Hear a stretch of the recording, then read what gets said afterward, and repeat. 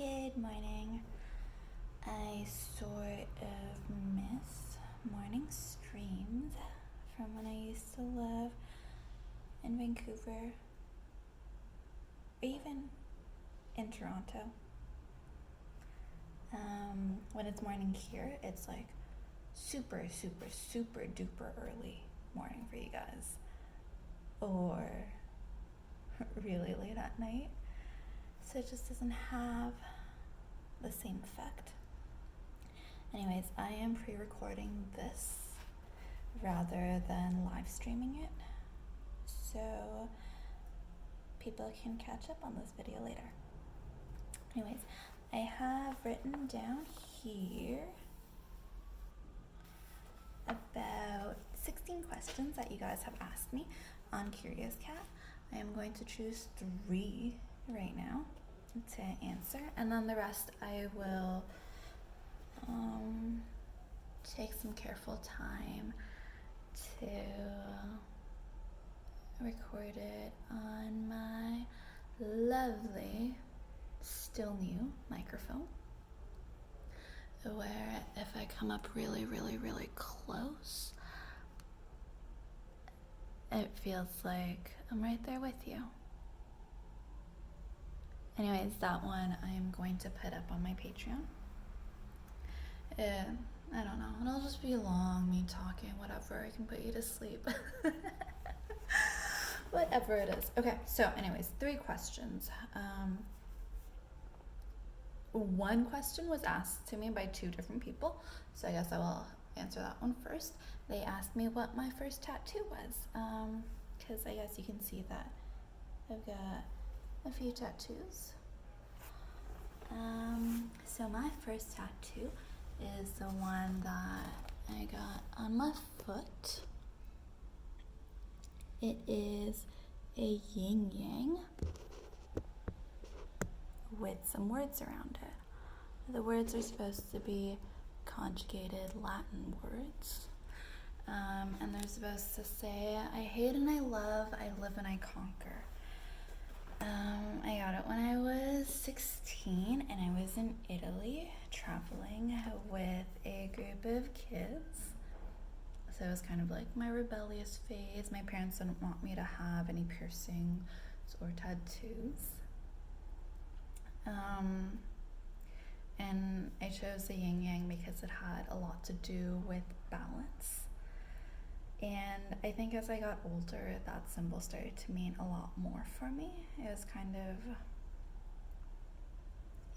a callback to my cultural roots, the Eastern philosophies.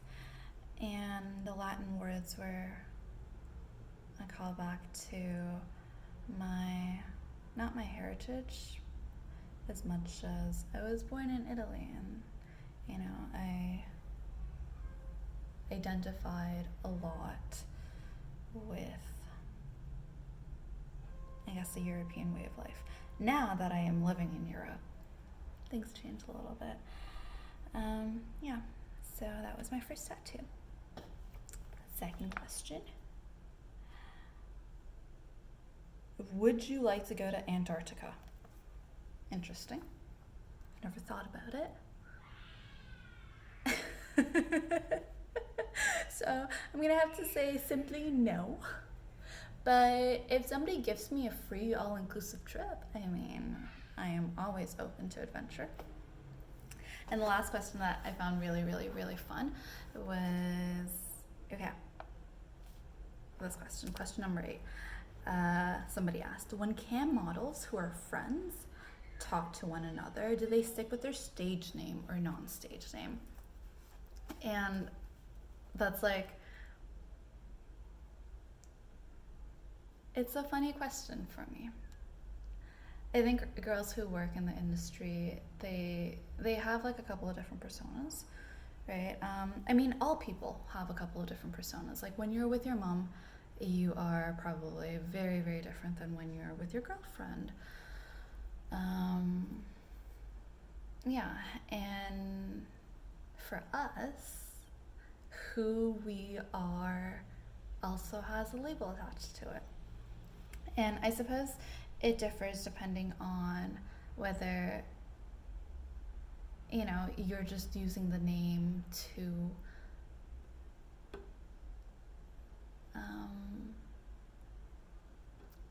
kind of like hide your personal life and to like put a divider barrier in it, or if it's a name that you've decided to take on because it really gives you a sense of who you are. Like, is it a name that you've created for yourself and a personality that you identify with more? And for me,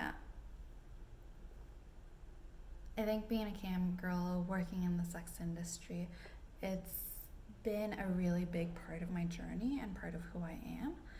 And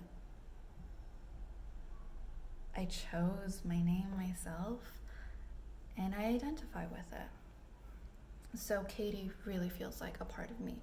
But a lot of my friends that I knew when,